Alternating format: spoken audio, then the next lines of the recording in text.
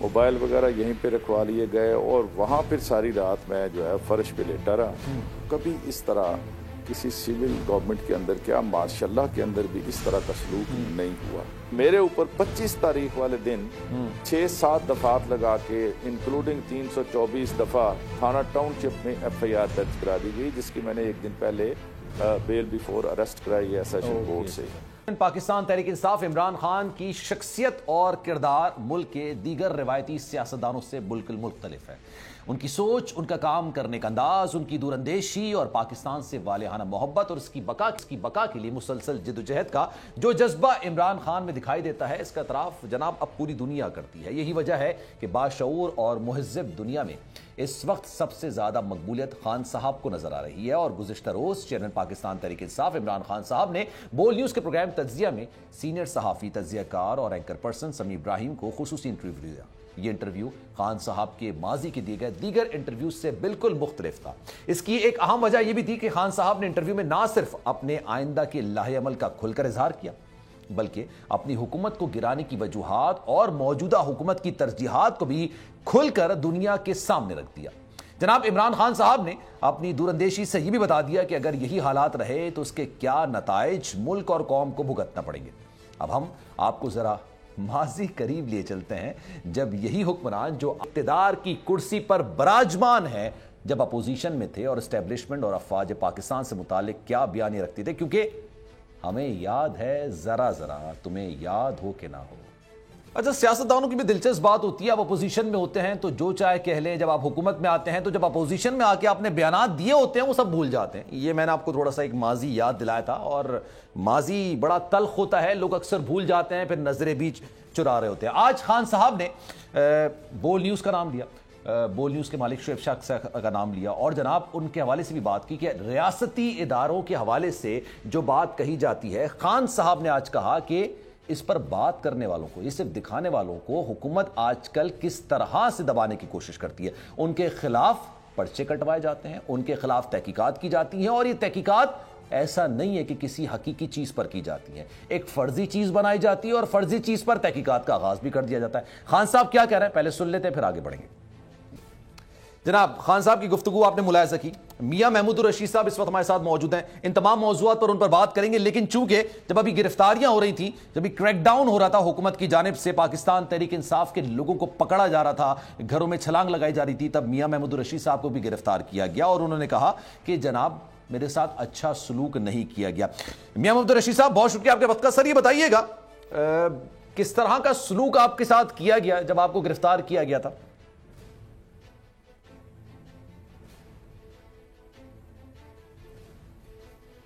میاں صاحب سن سکتے ہیں مجھے آپ؟ دیکھیے، یہاں سے مجھے 2-3 دفعہ انہوں نے سیریس اٹیمپٹ کی، جو میں پولیس کو جھل دے کے بچ نکلنے میں کامیاب رہا. جس دن صبح مارچ تھا اس دن رات کو 11:30 بجے انہوں نے میری وہ لوکیشن ٹریس کی اور پیچھے پولیس لگائی، جو میں نہیں سمجھ سکا کہ یہ مجھے چیز کر رہے ہیں. مجھے ایک جگہ سے میں نے جگہ شفٹ کی کہ شاید یہاں میری لوکیشن ٹریس ہو گئی ہے، کسی دوست نے بتایا. تو وہاں سے نکلا تو اس کے پیچھے پولیس والے لوگ تھے موٹر بائک کے اوپر جو ہمیں مانیٹر کر رہے تھے، اور ایک خاص سٹیج پہ جا کے نہر سے میں نے وفاقی کالونی کی طرف ٹرن لیا، اور جس دوسری گھر میں رہنے کے لیے جا رہا تھا اس گھر پہنچا ہی تھا کہ ایک دم سے پولیس کی بھاری نفری جو ہے 2-3 ڈالوں کے اوپر وہ پہنچ گئی. وہاں پہ لوکل پولیس کے SHO بھی تھے اور انہوں نے مجھے وہ اریسٹ کر لیا، اور فوراً ہی مجھے انہوں نے شفٹ کر دیا. ڈولفن ہیڈ کوارٹر ہے ادھر ٹاؤن شپ. موبائل وغیرہ یہیں پہ رکھوا لیے گئے اور وہاں پھر ساری رات میں جو ہے فرش پہ لیٹا رہا. میرے کمرے کے باہر انہوں نے 2 پولیس والے جو ہے وہ لگا دیے اور بڑی مشکل سے وہ رات گزری، اور اگلے دن صبح ان کی منت سماجت کر کے پولیس والوں کی میں نے انہیں کچھ پیسے بھی دیے کہ چائے اور بسکٹ مجھے جو ہے نا دے دے، کیونکہ بھوک بڑی ٹھیک ہے. لیکن سر یہ آپ کہہ رہے ہیں کہ فرش پر آپ کو لٹایا گیا، تو یہ تشدد وغیرہ بھی کیا گیا، آپ پہ مار پیٹ کی گئی یا؟ نہیں، مار پیٹ نہیں کی،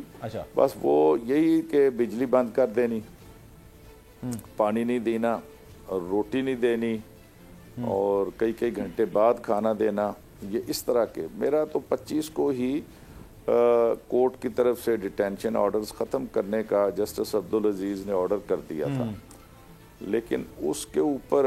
انہوں نے مجھے رہا نہیں کیا اور کہا کہ جی یہ تو آپ ڈی سی کے پاس جائیں۔ ڈی سی کے پاس گئے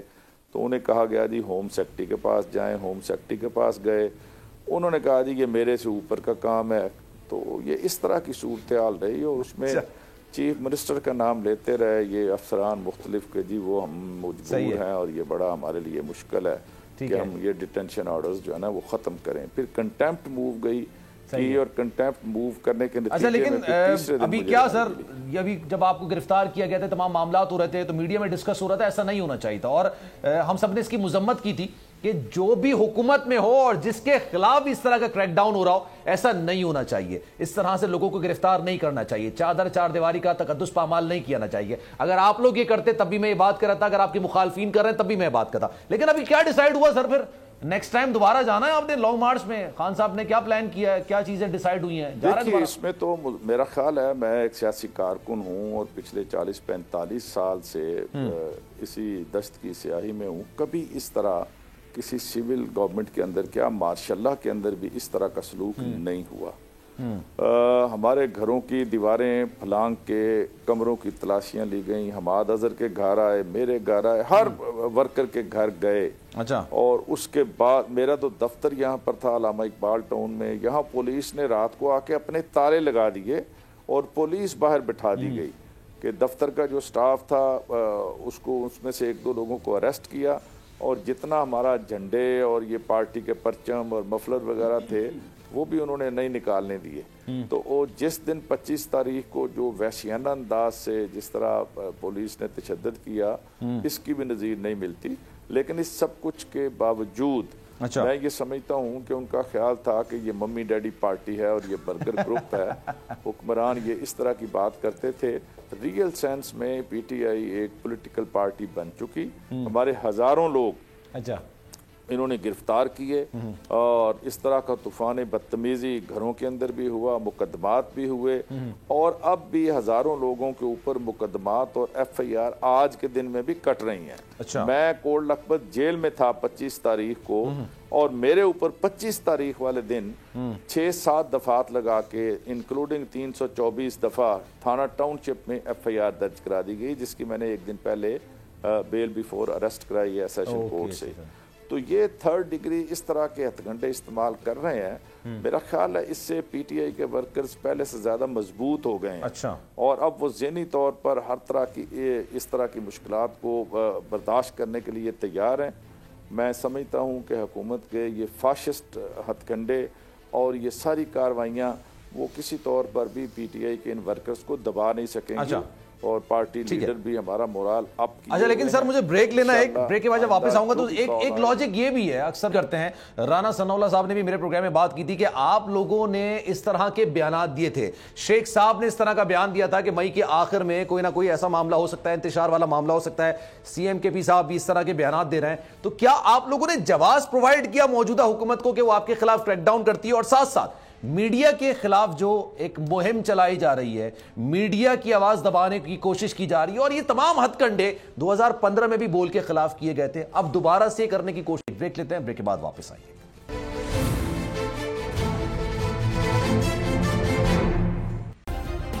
سبسکرائب کریں اور بیل دبائیں تاکہ کوئی خبر رہ نہ جائے۔